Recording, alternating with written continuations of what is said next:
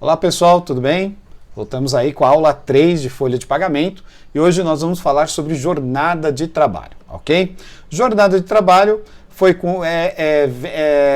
denominada, né, pela Constituição Federal em 88, no seu artigo 7º, no inciso 14º, que limita a jornada de trabalho em 8 horas diárias e 44 horas semanais, tá bom? Isso, pessoal, é definido pela lei. Só para recapitular um pouco, nós temos a Constituição Federal, nós temos a Consolidação das Leis do Trabalho, CLT, e nós temos os dissídios, acordos coletivos de trabalho, tá ok? Então, o que rege uma empresa, primeiramente, é o acordo coletivo de trabalho. Acordo esse que é constituído entre o sindicato patronal, o sindicato que representa os funcionários e o Ministério do Trabalho. Tá? Essas três pessoas se juntam e criam o acordo coletivo de trabalho daquela categoria. Então, dependendo de onde você for trabalhar, a empresa que você for trabalhar, você pode ter algumas especificidades ligadas à legislação trabalhista, como, por exemplo, hora extra. Algumas empresas estabelecem que a hora extra, alguns acordos coletivos estabelecem, que não é empresa, é o acordo coletivo, estabelece que a hora extra é 60%. Em outros acordos coletivos estabelece que a hora extra é 70%. E outros ainda estabelecem que a hora extra é 50%, que é o mínimo que tem que ter. Então, isso depende e varia de acordo coletivo para acordo coletivo.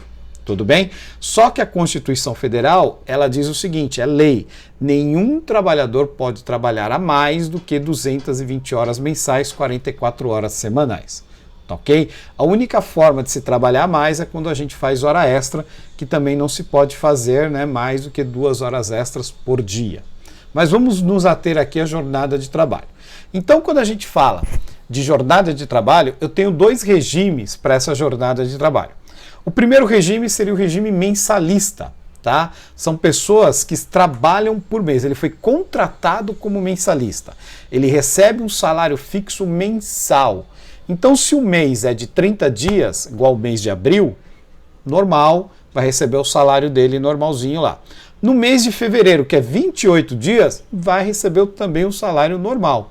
E no mês de março, que é 31 dias, também vai receber o salário normal. Por quê? Porque o que está regendo o salário dele é o fator mensalista. Ele está no regime mensalista, então ele recebe por mês. Outro regime que nós temos é o regime de horista, e aí varia, tá? Porque ele recebe por hora, então quando ele é contratado, o salário dele é determinado por hora. Por exemplo, vamos pegar uma pessoa que ganha R$5 por hora, tá bom? No mês que ele trabalha 30 dias, se eu pegar 44 horas semanais e dividir por 6, vai me dar 7,33 por dia, tá? Se eu pegar 7,33 multiplicar por 30, nós teremos 220 horas mensais, tá bom? Então, se eu pego o salário desse funcionário, que é R$5 por hora, multiplicado por 220 horas, que é os dias do mês de abril, por exemplo, ele vai ter um salário final de R$1.100. Tudo bem? Agora, vamos pegar, por exemplo, o mês de março, que são 31 dias. Se eu pegar 31 e multiplicar por 7,33, que é o quanto ele ganha, quanto é a hora dele por dia, vai me dar 227,30 horas. O que é que eu tenho que fazer? Eu tenho que pegar o salário dele por hora, que é R$5 por hora, multiplicar por 227,30, que vai dar um salário bruto de R$ 1.136,50. Então percebam que entre o mês de abril, que são 30 dias, e o mês de março, que são 31 dias, no mês de março ele recebe R$ 36,50 a mais, que equivale aos 7,33 a mais que ele está trabalhando. Um dia a mais no mês. Tudo bem? Mas no mês de fevereiro, isso também é verdade. Então, no mês de fevereiro, ele trabalha 28 dias. Se eu pegar 7,33 e multiplicar por 28, ele terá as horas efetivamente trabalhadas no mês de fevereiro de 205 horas,33. Quando eu pego o salário dele por hora, que são R$5, e multiplico por 205,33, ele vai ter um salário de R$ 1.026,67. Então você percebe que ele teve uma redução aí são 2 dias de trabalho que ele perdeu, de 70 e poucos reais, mais ou menos, tá? Mais ou menos 70 e poucos reais. Então percebam que no horista tem essa diferença para o mensalista. Mas volto a dizer aqui o que foi dito na aula 2. A grande maioria das pessoas, elas trabalham no regime mensalista. Mas você pode se deparar com o horista por aí, é bom você ficar sabendo, tá bom? Além disso, nós temos intervalos de jornada de trabalho. O primeiro intervalo, que está no artigo 66 da CLT, é o que chama de interjornada. O que é um intervalo de interjornada? Estabelece um intervalo mínimo de 11 horas consecutivas entre o fim de uma jornada e o início da outra.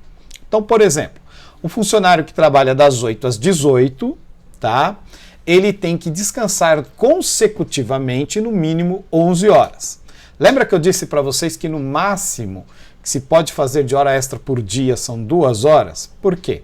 Se ele fizer a hora extra das 18 às 20, se eu colocar 11 horas, tá, que ele vai ter que ficar sem trabalhar, né, na interjornada, ele vai até às 7 horas da manhã do outro dia. Tá bom? É isso mesmo? É isso mesmo, tá? Então, percebam, ele precisa descansar 11 horas. A lei estabelece isso. Isso está na CLT, tá ok? Então, tomar muito cuidado, porque tem muitos empregadores que acham que podem, né? E muitas vezes fazem com que o seu funcionário trabalhe além das 2 horas extras. E aí, a interjornada é menor do que 11. Isso pode dar um processo trabalhista, tá ok? Então temos que tomar muito cuidado com isso, nós principalmente que trabalhamos na área de recursos humanos, tá bom? Outro intervalo é o intervalo intrajornada, que está no artigo 71 da CLT. Estabelece um intervalo mínimo de 1 hora e máximo de 2 horas para jornadas de trabalho acima de 6 horas e 15 minutos, quando a duração for acima de 6 horas.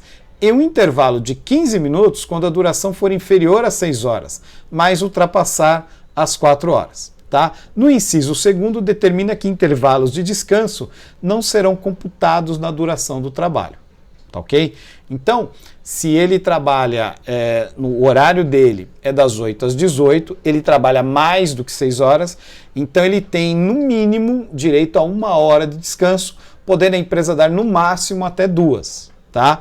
Só que essa 1 hora ou 2 horas, elas não são computadas como horas trabalhadas. São horas de repouso, de descanso que o funcionário precisa. Tudo bem? E o outro descanso, outro intervalo de jornada que a gente tem é o DSR, o descanso semanal remunerado ou repouso semanal remunerado.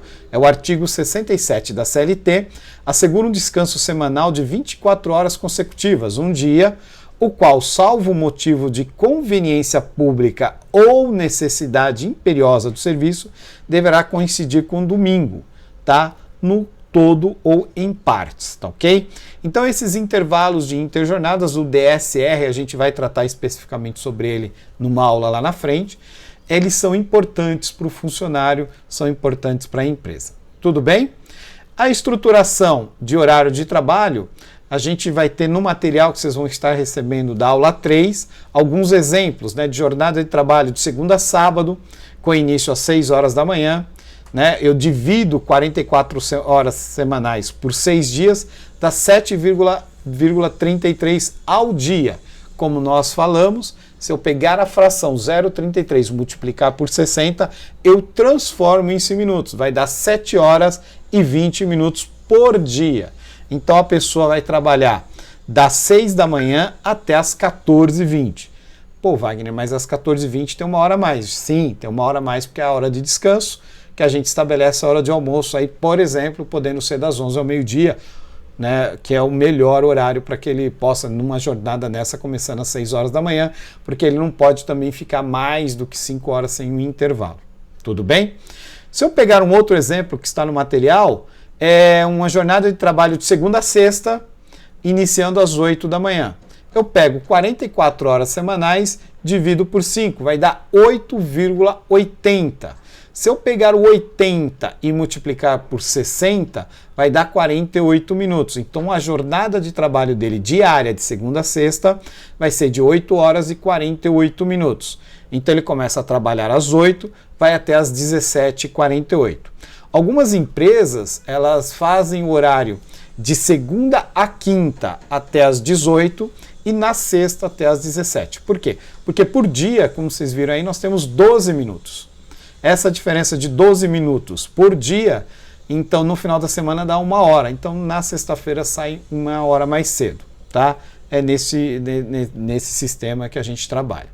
E por último, outro exemplo, é uma jornada de trabalho de segunda a sexta, iniciando às 8 e tendo o sábado das 8 ao meio-dia, tá ok? Então o que é que eu faço? Eu subtraio das 44 horas semanais as 4 horas de sábado, sobra 40.